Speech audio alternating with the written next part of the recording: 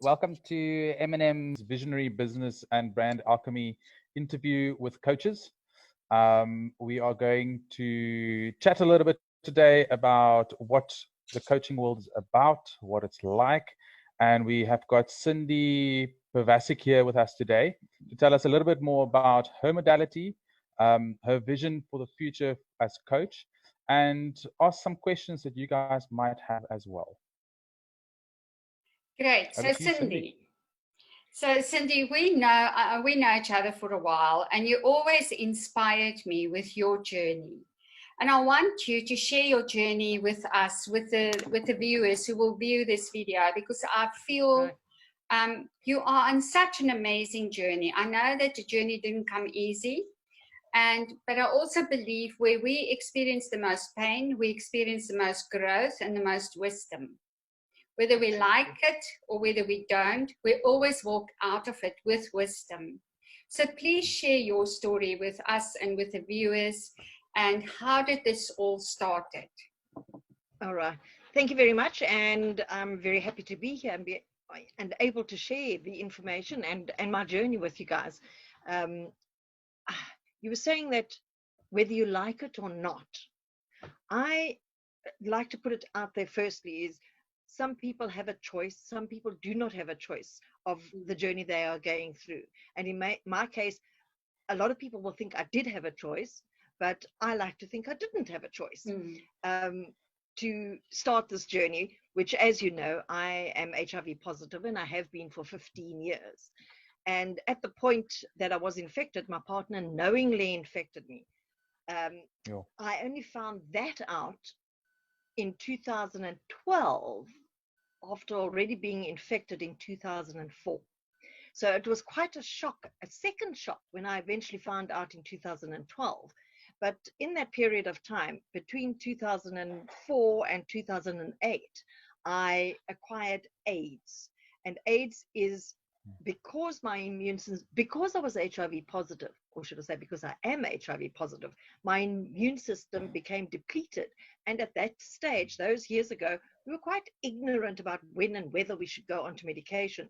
I kind of did choose not to go onto medication yet, because I heard you got so sick and threw up and dizzy and disorientated. But my doctor, as much as I love him to bits, and I still do, also wasn't very aware. So he didn't tell me the reasons behind why I should go onto the medication. And because of that, I did find that I was diagnosed with AIDS. In the circumstances, I acquired pneumonia. I had 4 bouts of shingles in a year, extremely painful. Don't let anyone tell you otherwise. I had TB meningitis.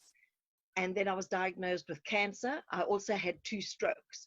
The cancer I was diagnosed with was angioimmunoblastic lymphadenopathy. And yeah, just before anybody gets clever, I can spell it. So that is the cancer I had, is a rare form of cancer that is associated with HIV and AIDS. And it is an infection of your glands. So all my glands were infected. I was diagnosed with stage 3A. I don't know where the A comes from, but I only found out a couple of years ago that I actually had an A behind my 3. I was diagnosed with stage 3A cancer, and we all know there's only 4 stages. They did find traces of cancer in my spine, and from there, we know it generally goes to your organs, and from there it is tickets. And obviously I have been healed, whichever way you want to look at it, how you want to look at it, mind healed, body healed, for a purpose. And initially it did take me 6 years to disclose my status, to come out publicly about my status, because of the fear that I would be discriminated against. Just by the way, I do not use the S word, the STIGMA word. I do not use that, because people living with HIV are actually their own worst enemies. The more you use it, the more people actually believe there is that attached to it. So I prefer to be discriminated against rather than be labeled that there is, I'm going to have to say, that there is a stigma attached to it, because I'm not going to believe that. I choose not to. even though I am aware that people are severely discriminated against. But during all this time, I was in hospital a number of times. My status itself was publicly disclosed by a medical person in a hospital to a ward of people. So I had to deal with that sort of thing. That particular nurse went to the entertainment areas, the places that I went out and about to, and she disclosed my partner at the time's status as well. And I had to look people in the eye. So I kind of went totally off the social scene. I was living in KZN at the time. I did take it up with her superiors and had not terribly much luck. I did figure out what her listing number was, and I took it further. I did try to get her struck off the nursing council, but wasn't very successful. They did move her, however, so I was happy about that. Even if she had to just travel a little further, that was fine. Sure. My little bit of evil getting there. But quite honestly, people tend to ask me what and how did what did I do when I found out that I was HIV positive? And I still to this day think it was because I was a lot older when I was diagnosed that it was far easier for me to accept. And because I knew from the outset that there was nothing you could do to change the fact I'm one of those people, it is what it is. I've got it. There's nothing I can do to change it. Whatever will be, will be. If I'm meant to die, it's going to happen. I just hope it would go quickly. But again, when I was diagnosed with the cancer in 2008, again, I got over it so quickly that even my oncologist asked me, what did I do? To this day, I do not know. And I do believe, however, that it was entirely my mindset and some of the chemicals they gave me, but I do believe it was how I approached it. I said to you earlier, miskien was ek te onnozel om te weet that I'm supposed to be sick. You know, maybe I was a bit too stupid to know that I was ill, but and just went with the flow. But they couldn't understand it. The sisters nor the oncologists could understand it. They said, why aren't you nauseous from the chemo? Why aren't you tired? I don't know. And then in hindsight, years later, obviously I sat and I thought about it. And I thought, well, it is because I've got excuse the pun, a positive attitude about life. And I accept a lot easier. I accept things a lot easier than other people do. For instance, if somebody doesn't want to be your Mikey, your friend, whatever, well, so be it. You know, I'm not going to go running after somebody to accept me. And as soon as you can come to terms with that sort of thing, that it is about you and your health, those people don't count. Yes. And that's kind of how I dealt with it initially. How did this whole experience change your life? It was a complete flip around of my life, quite honestly. I changed the way I eat. I changed the way I interacted with people. I changed the way I went about business. It totally changed my career. I was in sales and marketing. And when I found out that I was HIV positive, nobody ever offered me pre or post counseling, ever, to this day. No, not at all. And I actually took myself onto a lay counselor's course just to have a little bit more insight into, you know, to heal myself some more, whatever the case may be. And in the back of my head, I sort of believed that, you know what, maybe at some point I'll be able to share my information and skills and counseling skills with other people, which eventually did come to pass. And it gave me a lot more, much more of a grip on life at that point. And I really did only then, and that was in 2012, when I was also volunteering at one of the non-profit counseling centers in Pinetown. And I was asked then to do a very brief presentation for one of their events. And I nearly nearly did my nut. I was never going to be out in the public. I was never going to be a speaker. I vowed never ever that I would speak publicly. It is a fear that we all have of speaking in public. It's a dreadful thing. And I did it. It was 7 minutes long, but it was the longest 7 minutes of my life. But I overcame that fear. And I realized, you know what? If I can overcome that, I was like jelly and by the time I was finished. But I thought, if I can overcome that, why can I not? Because that was the first time I'd spoken out publicly. Why am I hiding in my little house and not saying anything about it? And I realized as well that being secretive and silent about what I was going through was making me more ill than I should be. So I actually went and hoid caution to the wind and decided to go public with my status. And that's probably the best thing you could do for other people who's in the same position as you. Absolutely. If I'd known what a relief and stress and off my shoulders everything would be, I would have done it long ago. Yes. I would have done it years ago. Because I had a workforce and we had positive cases in the workforce, and we found that they didn't want to be known. They didn't want anyone to know about it because, first of all, they didn't want to be rejected. And second of all, in their communities, they got kicked out because there's such a false belief around it, you know. So it was a whole educational process, and there's not enough people educating the public about it. No. And it's there's definitely not enough people that are outspoken about it, that are taking a stance and saying, you know what, stuff this. Yeah. So what?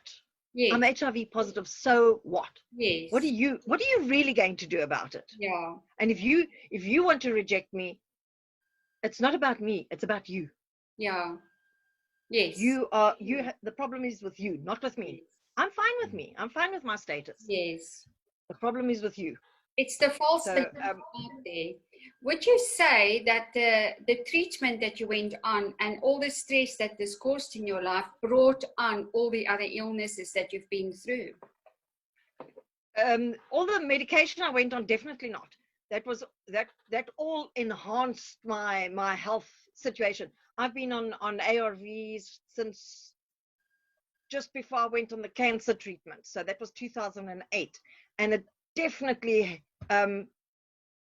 made my life an absolute pleasure. I really don't ever feel any side effects. I don't feel ill. The only thing I did have, which you are also aware of, is I had a massive heart attack 2 years ago, March 2018, which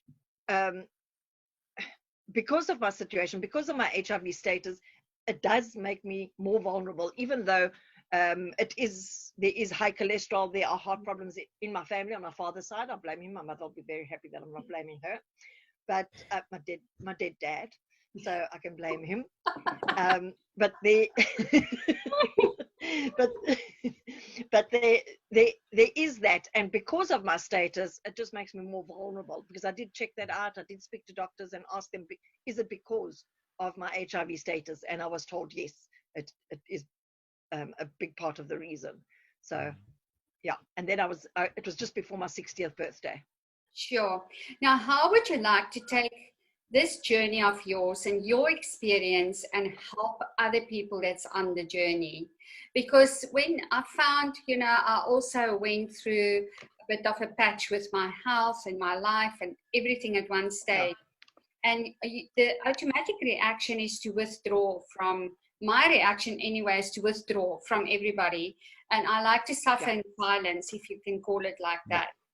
And I don't want to burden other people. And I also don't want other people to know. I don't know why we are like that, why I'm like that. So I just suffer through it until I sort myself out. Now, I believe there's a lot of people out there with cancer, with health issues, especially now where it's flaring up more than ever before because of the stress that we're under and the changing circumstances that we're not used to, and the uncertainty of a future. We always thought that we know where we're going, and now we don't know where we're going. We literally have to make every day count. How would you like your journey and your amazing knowledge that you built up through this experience to benefit others that's in the same situation?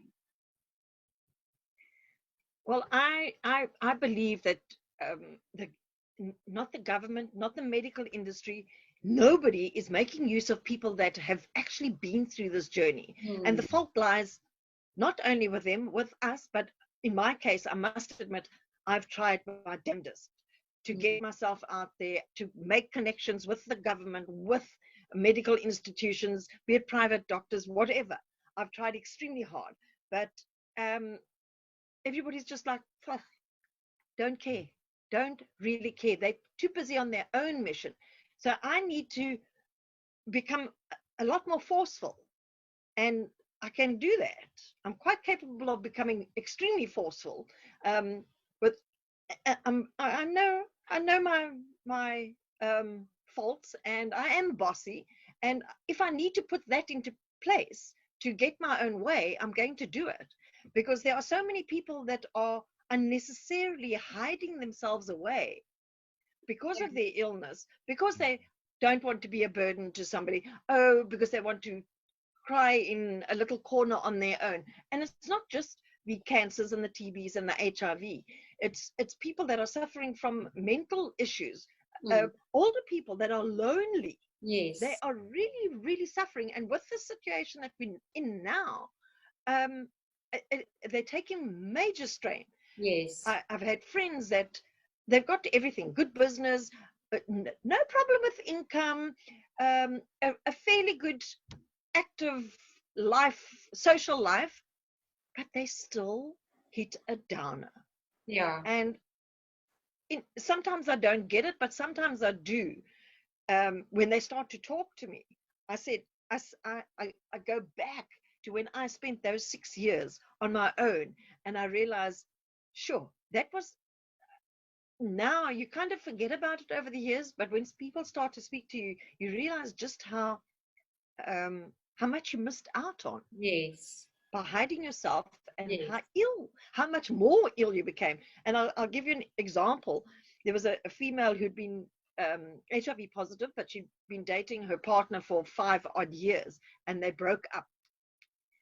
And she said to me, my CD4 count has dropped. And I said, what happened? I hadn't known at that point that they'd broken. She said, I've just broken up with my boyfriend and what have you. And it was because of the stress. It dropped by 300 points. 300 points is a hang of a lot for your CD4 count to drop. And she hadn't been on medication for 10 years. All of a sudden, she had to go into her medication because her CD4 counts were so low. So, and that to me, and that happened more than once during the counseling sessions. And as I say, I did a lot of counseling, lay counseling behind the scenes, because nobody wanted to expose themselves and leave themselves vulnerable. So I did a lot of behind the scenes lay counseling. And the amount of people that had to move house, lost their jobs, whatever the case may be, every single time when I said to them, okay, what's your CD4 count at? What has happened in your life?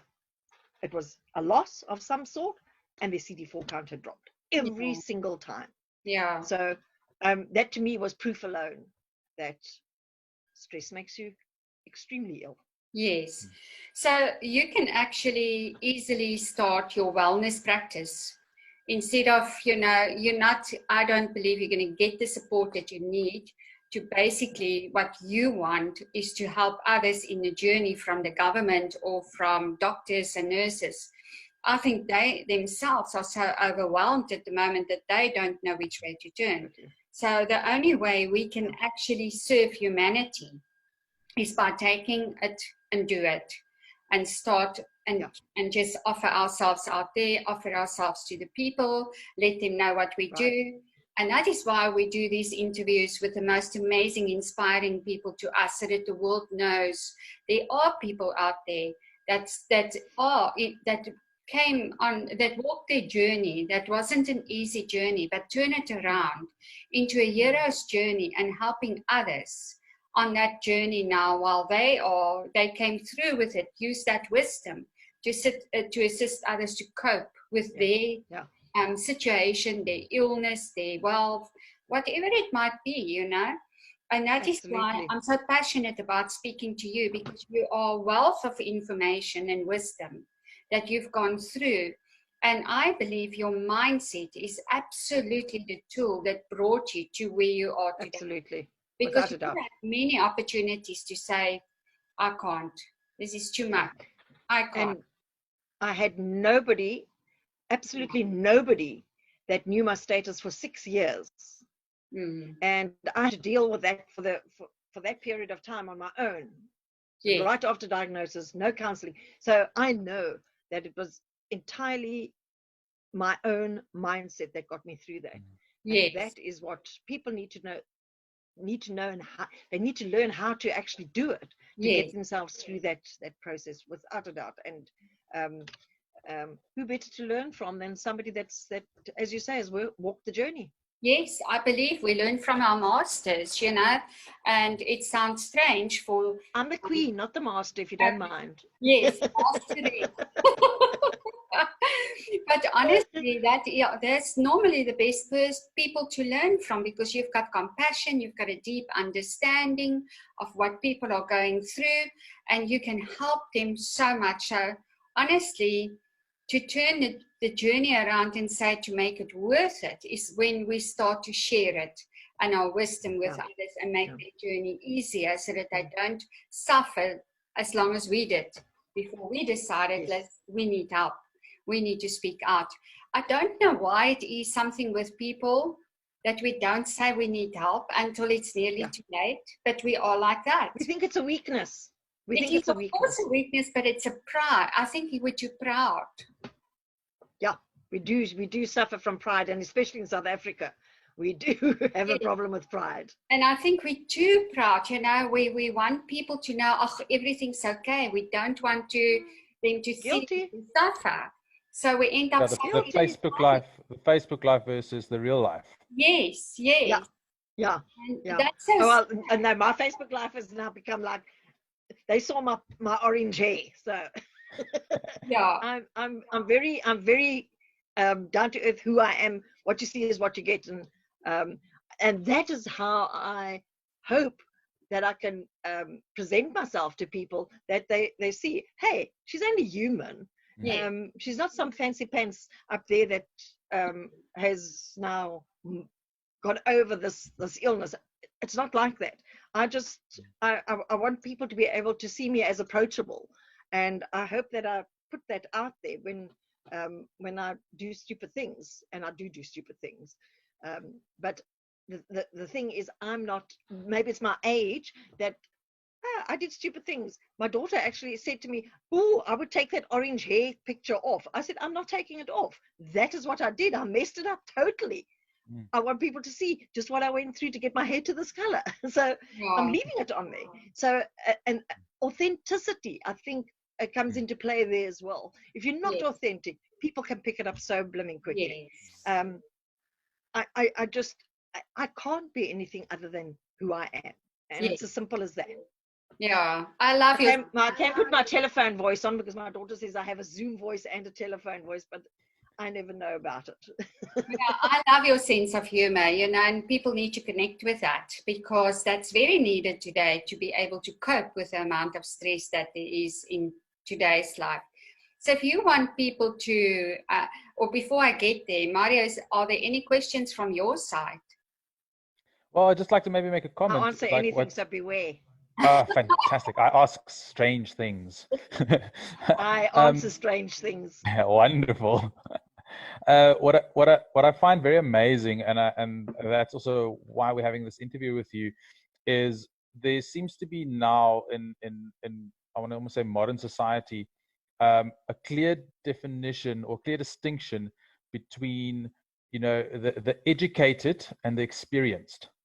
I feel like a lot of businesses, when they hire, they're not as much focused on, you know, the certificates and the CVs as they are as how many years experience do you have.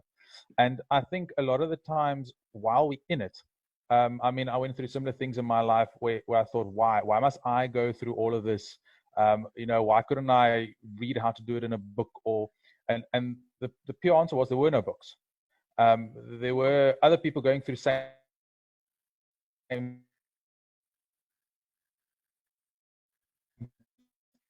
things, but because we all in that isolated need.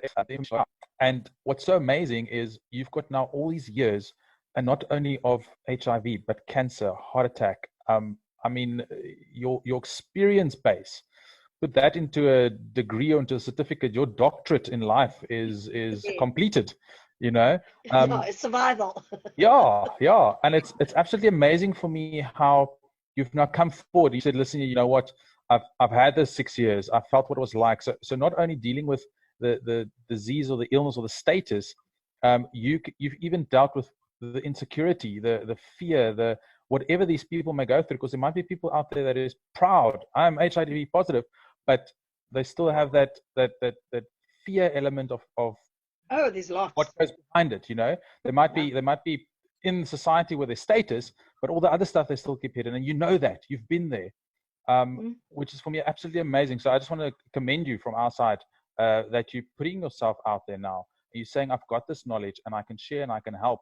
And I think the one question I have from that is, you mentioned earlier, obviously because you were an older woman than most people, when you realize, I said older, not old, keep that clear in mind. Just checking. You were wiser, you were more established, your emotional state was more developed, so it was easier for you. So the question would be, is with going forward with coaching, would you have an age bracket that you would deal with because it might be easier, or would you want to go rather younger, or is it open to all? It's open to all. No, absolutely not. And I do find the youth actually, for some reason, much more comfortable with me. And I'm speaking here specifically about the young Black community. I have no idea why, but since way back when, they've always come in their droves to speak to me, because I think partly because, and it's got nothing to do with putting people into little boxes. The fact that they believed they were being discriminated against by their own communities, that because I was white, that I wouldn't discriminate against them. Not the fact that I was HIV positive, but the fact that I was white. And I will definitely, I've spoken to people, and I've counseled people from, probably about 18 up to 70 plus. So all ranges, white, Indian, colored, Wonderful. male, female, Black, you name it. I'm absolutely open to everybody. Fortunately, I have a very good, I've made it my business to find out as much as possible about certain cultures as well, just so that I've got that background. And yes, I make myself available right across the board platforms, whether it's face-to-face or whether it is digital social media. I've made myself available via Facebook, WhatsApp, you name it. And because I'm out there and very outspoken about it, I think people find I'm approachable no matter who they are. So no, Wonderful. The answer to that is open to everybody. So Cindy, we've got about 4 minutes left. Well, how can people get in contact with you? Should they wish to contact you and set up a consultation, or just want to speak to you about whatever they experience? Just so people also understand, I'm not moving away from HIV, but I also want to include all the other dis-eases that I've gone through. And you'll notice I say dis-ease, because that is what it basically is. And for them to get hold of me, I'm easily searchable on social media, but I also have an email address, Cindy@CindyPivacic. But most people can't spell my surname, so I usually tell them to go and Google Cindy HIV, and I'm quite easy to find. I'm on every social media platform that there is as well. You can't miss me. So yeah, and I am open to anybody that needs support and guidance. Yes. Well, I want to thank you today for your time and for speaking to us and sharing your story with us. Although I know your story, I get goosebumps every time I speak to you and I hear it again, because it's such an amazing story. You're such a courageous person. And really, I really admire you for your inner strength. And I thank you for being Thank you very here much. today. Thank you for the opportunity. I always appreciate when people are willing to get the message out there, and I do certainly appreciate that from both of you. It's a big pleasure. We will speak to you soon. And till next time. Thank you very much. Thank you. Thank you.